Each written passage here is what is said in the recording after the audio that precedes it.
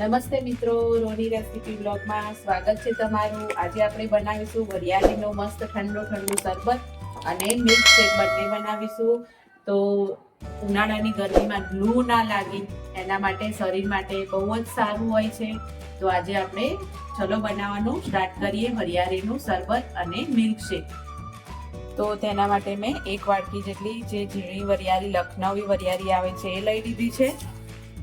1 વાટકી જેટલી લીધી છે અને આપણે થોડા એવા મરી નાખીશું અંદર। મરીનો ટેસ્ટ સરસ આવે છે।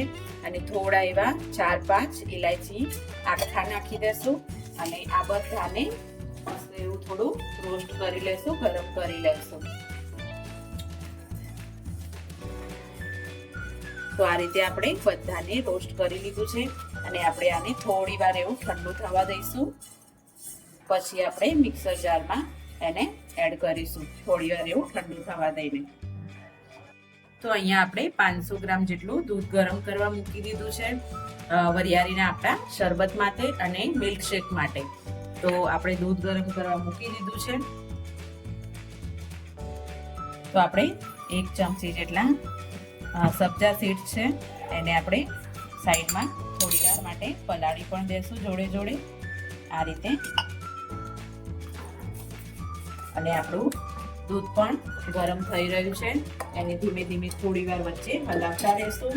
અને 1 વાડકીમાં આ રીતે લઈ લઈશું કસ્ટર્ડ લઈ લઈશું થોડું અને ઠંડા દૂધમાં કસ્ટર્ડને મસ્ત એવો પહેલા મિક્સ કરી લેશું।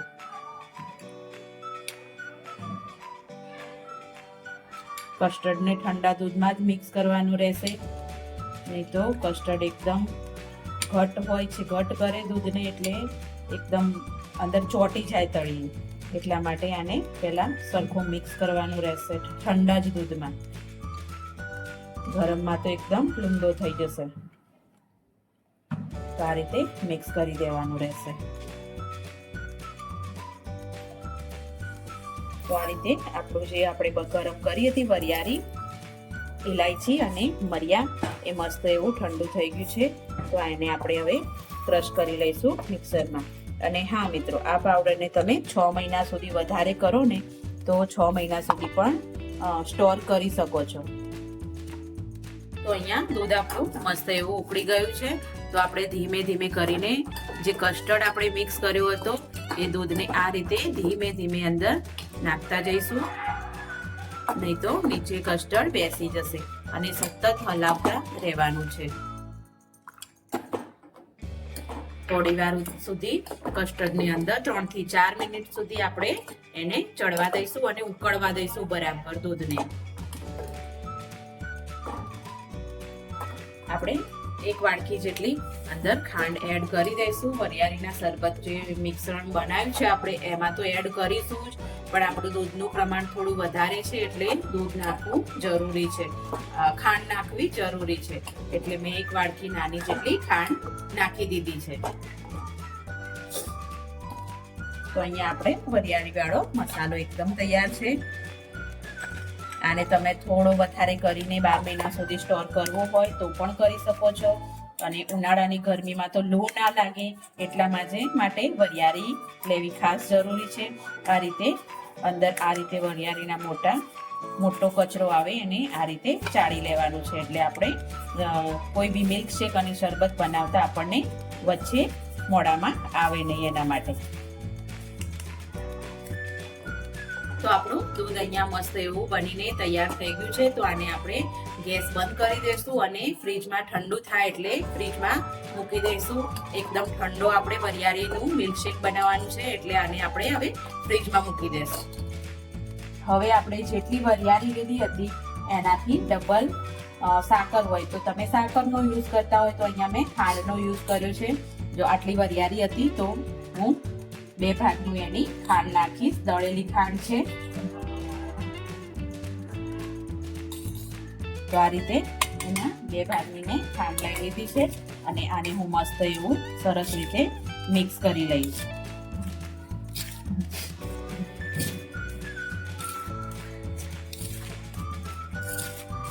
તો આપણે આનો વરિયાળી લીંબુનો શરબત પણ બનાવીશું અને મિલ્કશેક પણ બનાવવાનો છે।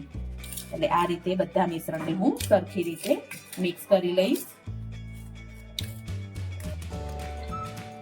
તો આપણું દૂધ મસ્ત એવું ગરમ ઠંડુ થઈ ગયું છે. તો એમાં આપણે થોડો એવો ફૂડ કલર નાખીશું, ગ્રીન કલર આવે એટલા માટે, અને હલાવી લેશું.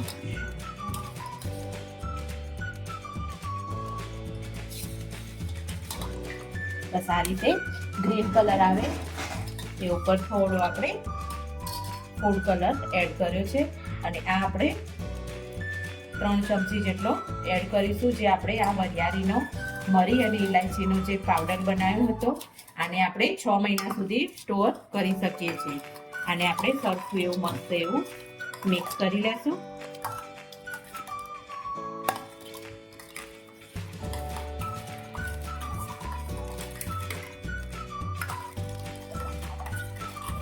તમે આમાં ડ્રાયફ્રૂટ પણ નાખી શકો છો તમારી રીતે, તમને ઘરમાં જે રીતે પસંદ હોય, ડ્રાયફ્રૂટ છે, ખજૂર છે, એ બધું જ તમે એડ કરી શકો છો. તો આપણે મસ્ત એવું સર્વ કરી લઈશું. અડધો ગ્લાસ ભરીશું આપણે. અને જે આપણે તતમરિયા જે પલાળ્યા હતા તેને પણ એડ કરીશું. ઉનાળામાં તતમરિયા બહુ શરીર માટે સારા હોય છે અને સરસ પણ લાગે છે ટેસ્ટમાં. તો આ રીતે આપણો વરિયાળીનો મિલ્કશેક તૈયાર છે. અને હવે આપણે બનાવીશું શરબત. વરિયાળીનું શરબત બનાવીશું લીંબુ વાળું. એના માટે મેં 1 ચમચી પાવડર લઈ લીધો છે. અને આપણે એકદમ ચીલ્ડ પાણી રેડીશું. અને આપણે એમાં લીંબુની જોઈશું, 1 લીંબુનો રસ એડ કરીશું.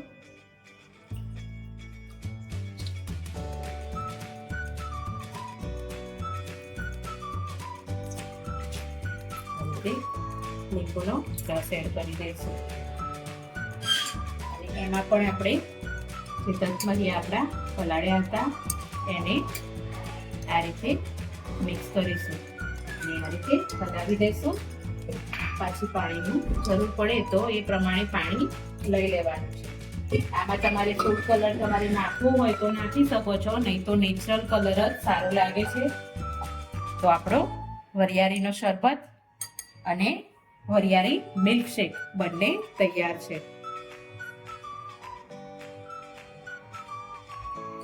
તો આપણે ઉનાળા માટે લૂ ના લાગે અને ક્યાંય પણ જઈને આવ્યા હોય એવો આ શરબત પીએ તો એકદમ થાક ઉતરી જાય અને રિલેક્સ થઈ જવાય એવો આપણે વરિયાળીનું શરબત બનાવ્યું છે. એકદમ શરીરને ઠંડક આપે અને એકદમ ઉનાળામાં મસ્ત ગરમીમાં ઠંડક આપે એવું શરબત છે. તો તમે પણ તમારા ઘરે જરૂરથી ટ્રાય કરજો. અને વિડીયો ગમે તો લાઈક કરજો, શેર કરજો, સબસ્ક્રાઇબ કરજો. Thank you.